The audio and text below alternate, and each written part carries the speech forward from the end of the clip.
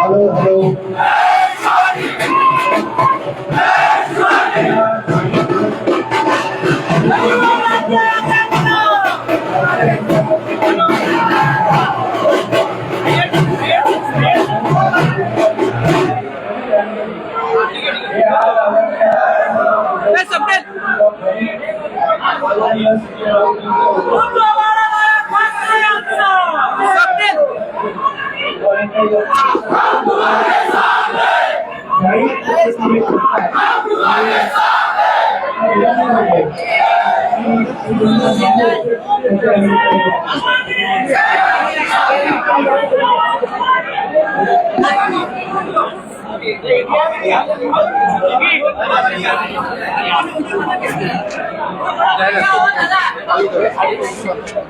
वो वैसे ही मैडम इसको भी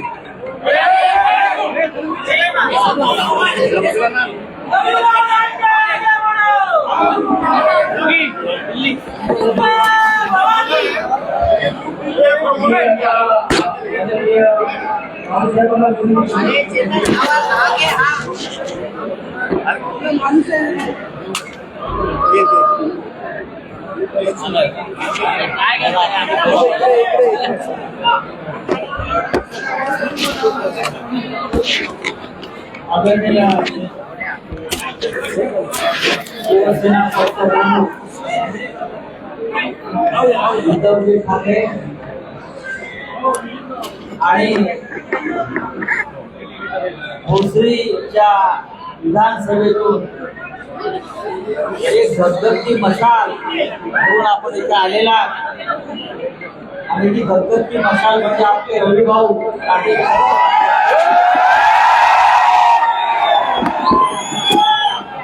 आणि मला तर असं वाटलं होतं की समोर की भोसरीची विधानसभा जिंकूनच आपण इथे आलेलो आहोत अशा प्रकारचं वातावरण इथे आहे.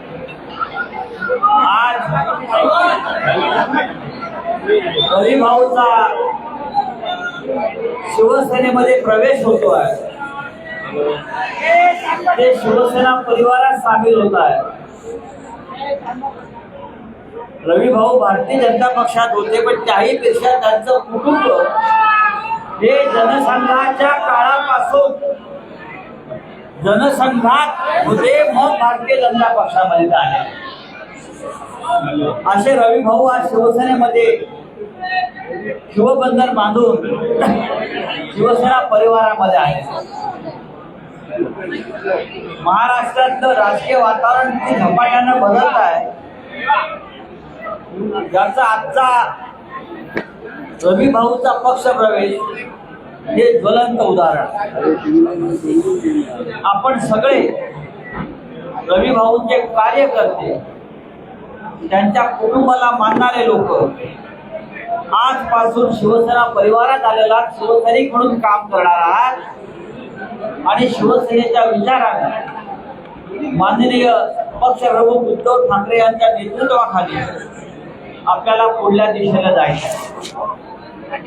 मी रविभाऊंना एवढंच सांगेन, आपण योग्य वेळी योग्य पक्षात आलेला आणि आपला इथे अजिबात आल्याचा पश्चाताप होणार नाही. उद्धवजींच्या नेतृत्वाखाली कुटुंब म्हणून आपण राहतो आणि भविष्यामध्ये आपल्याला महाराष्ट्रामध्ये ठाकरे 2 हे सरकार आणायचं आहे. त्यासाठी आपल्याला भोसरी जिंकणं गरजेचं आहे आणि आपल्याला त्यासाठी शर्त करावी लागेल. भोसरीमध्ये शिवसेनेचा आमदार शिवसेनेचाच आमदार हे मी चौवर जोर देऊन सांगतोय. मी पुन्हा एकदा आपलं स्वागत करतो आणि रविभाऊ आपण आपलं मनोगत व्यक्त करावं.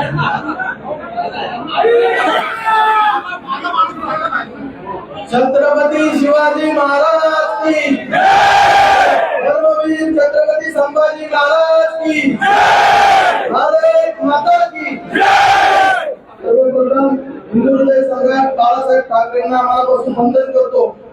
अखंड हिंदूंचे सर्वसमावेशक हिंदुत्वाचे चेहरा माननीय शिवसेना पक्ष प्रमुख उद्धवजी ठाकरे साहेब यांना मनापासून वंदन करतो. शिवसेनेचे नेते आदरणीय खासदार संजयजी राऊत साहेब यांना मनापासून वंदन करतो. पुणे जिल्ह्याचे संपर्क प्रमुख आमचे मोठे बंधू वेळोवेळी आम्हाला योग्य मार्गदर्शन करणारे सचिन भाऊ आहेत यांना मनापासून वंदन करतो. हर्षदजी प्रधान साहेब यांनी वेळोवेळी मला मार्गदर्शन केले. मिलिंदजी नार्वेकर साहेब तसेच आमच्या पिंपरी चिंचवड मधून आलेले सर्व निष्ठावंत कार्यकर्ते आणि शिवसेनेच्या ज्येष्ठ नेत्या आपल्या आक्रमक शैलीसाठी प्रसिद्ध असलेल्या सुलभाताई उबाळे, आमचे मोठे बंधू एकनाथ भाऊ पवार, धनंजय भाऊ आल्हाट, संजोग वगैरे पाटील, सर्व पिंपरी चिंचवड मधील पुण्यामधील पदाधिकारी आणि आता शिवसेनेच्या माझ्या प्रवेशाला साक्षीदार असलेले माझे सगळे मित्र परिवार, सगळे बंधू, सर्वांचं मनापासून आभार व्यक्त करतो. साहेब आमचं कुटुंब जनसंघापासून भारतीय जनता पक्षाचं काम करत होतं. स्वर्गीय अटल बिहारी वाजपेयी यांच्या विचाराला प्रथम राष्ट्र नंतर पक्ष शेवटी स्वतः या विचारांचं मी प्रेरणा घेऊन समाजकार्य करण्यास सुरुवात केली. आमचे चुलते कैलासवासी अंकुश भाऊ लांगे यांनी निस्वार्थ समाजसेवेचा वसा आम्हाला दिला. ते कार्य करत असताना आता गेल्या 10 वर्षापासून भारतीय जनता पक्षाची जी स्थिती झाली आहे ती आपण बघत आता पूर्ण व्यावसायिकीकरण झालेलं आहे. आमच्या भोसरीमध्ये भ्रष्टाचार, हुकुमशाही, दहशतवाद तसेच सत्तेचा गैरवापर, खोटी आश्वासन हे सहज चालू आहे. आपण मला बाळासाहेबांचा एक सच्चा शिवसैनिक बनायची संधी दिली. मी इथून पुढे आपल्याला या निमित्ताने सांगू इच्छितो, भोसरीमधील भ्रष्टाचार, हुकुमशाही आणि दहशतवाद हा मोडूनच काढीन. परत मी बाळासाहेबांचा सच्चा शिवसैनिक बनून आणि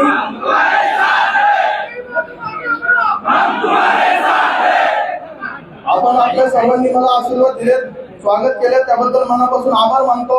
जाता जाता एकच वाक्य सांगतो, स्वर्गीय लोकनेते गोपीनाथरावजी मुंडे काय म्हणायचे, मी प्रथम शिवसैनिक आहे नंतर भारतीय जनता पक्षाचा आहे. आणि आमचे सासरे बाजीराव लांडे पाटील ते सुद्धा शहर प्रमुख होते, विधानसभा त्यांनी लढवली आहे शिवसेना पक्षाकडून. त्यामुळं मी इथं आल्यामुळे मी शिवसेना कुटुंबातीलच आहे, वेगळ्या कुठं आलेलो नाही अशी भावना माझ्यामध्ये आहे. आणि आपण पुन्हा एकदा मला शिवसैनिक बनण्याची संधी दिली त्याबद्दल मनापासून आभार व्यक्त करतो, सर्वांचे ऋण व्यक्त करतो. धन्यवाद.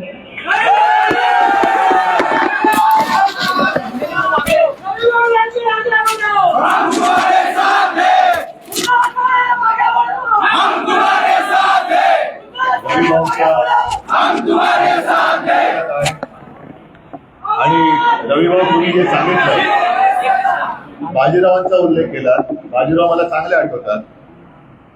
असं नातं आपलं निर्माण होईल हे काय मला वाटलं नव्हतं.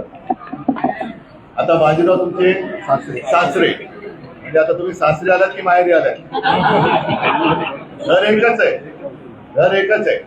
पण घरामधले म्हणजे तुम्ही त्या घरात जेव्हा होतात, कोणत्या भाजपाच्या, त्या घरातले विचार हे मला तर मी पूर्वीच ओळखलं होतं की हे पूर्वीचं जे काही घराणं होतं जनसंघाचं ते आता काय राहिलेलं नाही. अगदी जनसंघाचा उल्लेख केला म्हणून मी लहान असताना शिवसेना प्रमुखांना भेटायला येणारे बलराज मनोक सुद्धा मला आठवत आहेत. आणि ते एक विचार वेगळी करणारी माणसं होती, वेगळ्या विचारधारेची होती, विचाराची एकनिष्ठ राहणारी पिढी होती. आता आचार विचार काही नाहीये, हे आता फक्त सत्ता जिहाद करायला लागेल. कोणी चालेल पण सत्ता आली पाहिजे, काही करा पण सरकार आलं पाहिजे. आणि महाराष्ट्र नाचला तरी चालेल, महाराष्ट्र मेला तरी चालेल, पण राज्य आमचं असलं पाहिजे. ही जी प्रवृत्ती आहे ती प्रवृत्ती ठेचून काढण्यासाठी जसा मी शिवसेना म्हणून उभा आहे त्या शिवसेनेत तुम्ही आज प्रवेश करतात. साहजिकच आहे, अनेक भारतीय जनता पक्षाचे कार्यकर्ते, अगदी संघाचे कार्यकर्ते हे नाराज आहेत. पण त्यांना जे वाटलं होतं की सत्ता आल्यानंतर काय देशात बदल होईल, माझ्या आयुष्यात काय बदल होईल, हिंदुत्वामध्ये आणखी काय सुधारणा होईल, हिंदुत्वाचं तेज वाढेल, तर हिंदुत्वाला तालिमा लावण्याचं काम हे आत्ताचं भाजपवाले करत आहेत. आणि भाजप म्हणजे हिंदुत्व नाहीये. आज तुम्ही सगळे आपण एकत्र जमलेलो आहोत. आपलं हिंदुत्व हे आपल्यावरती जे संस्कार झाले त्या संस्काराचं हिंदुत्व आहे. आणि हे संस्कार छत्रपती शिवाजी महाराजांचा जय जयकार केला, संभाजी महाराजांचा केला, अनेक साधू संतांचे, त्यांनी जे शिकवलेलं हिंदुत्व हे आपलं हिंदुत्व आहे. आणि ह्या हिंदुत्वाची वाट आता कोणी अडवू शकणार नाही. हे बोगस हिंदुत्ववाले जे आहेत भाजपवाले, त्यांना त्यांची जागा दाखवून देण्याचं काम आपल्याला करायचं आहे. तुम्ही सगळेजण शिवसेनेत आला, मला खात्री आहे भोसरी विधानसभेवरती आता भगवा फडकल्याशिवाय राहणार नाही.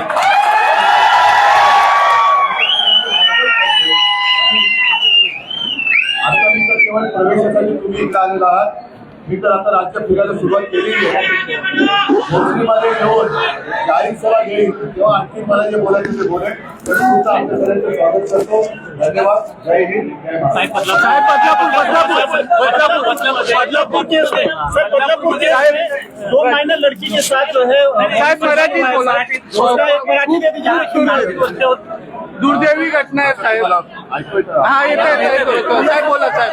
बदलापूरमध्ये जी दुर्दैवी घटना घडलेली आहे हा या घटना हल्ली संपूर्ण देशात वारंवार घडत आहेत आणि आपल्याकडे कशी घाणेरडी पद्धत सुरू झालेली आहे की ठराविक राज्यातल्या ठराविक घटनांचं राजकारण केलं जातं. माझं मत असं आहे की आज संजय राऊत यांनी सामन्याच्या अग्रलेखात पण दिलेलं आहे. एका बाजूला आपण लाडकी बहीण म्हणत असताना, योजना आणत असताना या बहिणींचं त्यांच्या छोट्या छोट्या मुली सुद्धा आपल्या राज्यात असुरक्षित आहेत, त्यांच्यावरती अत्याचार होत आहे आणि आपण कुठला तरी एखादा विषय घेऊन हे एखाद्या राज्यात झालेली घटना नाही, देशात कुठेही अशी घटना घडता कामा नये आणि या घटनेला जे कोणी गुन्हेगार जबाबदार असतील त्यांना तर लवकरात लवकर केस चालवून, मग ती फास्ट ट्रॅक म्हणा किंवा काही म्हणा. आपल्याला अनुभव आहे की गेल्या काही वर्षांपूर्वी दिल्लीमध्ये निर्भया कांड झालं होतं. निर्भयाचे सगळे आरोपी पकडले, गुन्हे साबित झाले, पण किती वर्षांनी त्यांना फाशी दिलं गेलं. आणि मग ह्या सगळ्या दिरंगाईला जबाबदार कोण? जेवढे एखाद्या महिलेवरती अत्याचार करणारे गुन्हेगार हे त्या घटनेसाठी जबाबदार असतात, तसंच त्याचा न्याय निवाडा करून त्याच्यावरती शिक्षेची अंमलबजावणी करायला दिरंगाई करणारे सुद्धा जबाबदार धरले पाहिजेत. हे जर का झालं तर आणि तरच अशा गोष्टींना आळा बसेल. फक्त मी एवढंच म्हणेन की अशा घटनेचं राजकारण न करता, जसं आता हाथरस उन्नाव, त्याच्यानंतर राजस्थानमध्ये काही घडलं, आता बदलापूरमध्ये घडलं, अगदी कुठेही काही घडलं तरी ते सुटता कामा नये. सगळेजण पक्षभेद जातपात विसरून एकत्र झाले तर आणि तरच आपल्या देशातल्या आणि राज्यातल्या महिला सुरक्षित राहतील आणि तरच आपण म्हणू शकतो की माझ्या राज्यातली महिला ही माझी बहीण आहे, माझी लाडकी बहीण.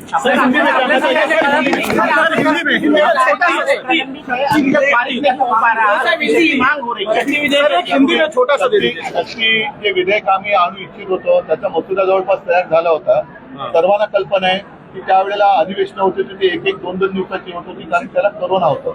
पण हे बिल आम्ही आणू शकलो नाही कारण आमचं सरकार गद्दारी करून पाडलं गेलं. आज ज्यांनी गद्दारी करून ते आमचं सरकार पाडलं आणि विधेयक लटकून ठेवलेलं आहे, त्यांची जबाबदारी आहे की शक्ती बिलाची शक्ती ही या गुन्हेगारांनी दाखवली. सर हिंदी में एक छोटा सा, सर एक हिंदी में दे दीजिए सर. छोटा पोलिसांनी गुन्हा दाखल करण्याचा 11 तास त्यांना कार्यकर्ता होता असं देखील करते. मला तर असं कळलं की ती शाळा सुद्धा भाजपच्या लोकांशी संबंधित होती. मी याच्यात राजकारण नाही आणत, पण इतर ठिकाणी सुद्धा कोणी राजकारण होऊ नये. त्याच्यामध्ये कोणताही कार्यकर्ता असला, अगदी भारतीय जनता पक्षाचा असला तरी विनाविलंब त्याच्यावरती कारवाई झाली पाहिजे. कारण नाहीतर एक एक घटना घडतात. काही दिवसापूर्वी आपल्याकडे वरळीला ते हिट अँड रन झालं होतं. काय त्याचं नाव? मीर शहा. आता तो सुद्धा असाच होता ना, त्या महिलेला फरफटत त्यांनी नेलं. आता पुढे काय झालं का त्याच्याकडनं पण निबंध लिहून घेतला. आता सुद्धा हे जे केवळ जर का भाजपचे कार्यकर्ते असतील तर त्यांच्याकडनं निबंध लिहून देऊन त्यांना सोडून देणारच का? संपूर्ण जग आता बघतंय. मी परत एकदा सांगतो की कोणतेही राजकारण न करता लवकरात लवकर कारवाई झाली पाहिजे. ही कारवाई म्हणजे नुसतं अटक केली, गुन्हा दाखल झाला, वर्षानुवर्ष केस चालले, निकाल लागला, वर्षानुवर्ष केसवरती त्या निकालावरती अंमलबजावणी होत नाही. या सगळ्या गोंधळावरती आता एक जरब बसली पाहिजे. तर आणि तरच आपण आपल्या बहिणीला लाडकी बहीण म्हणू शकतो. सर हिंदी में बोलिए सर, छोटा सा नेशनल इशू है सर. हो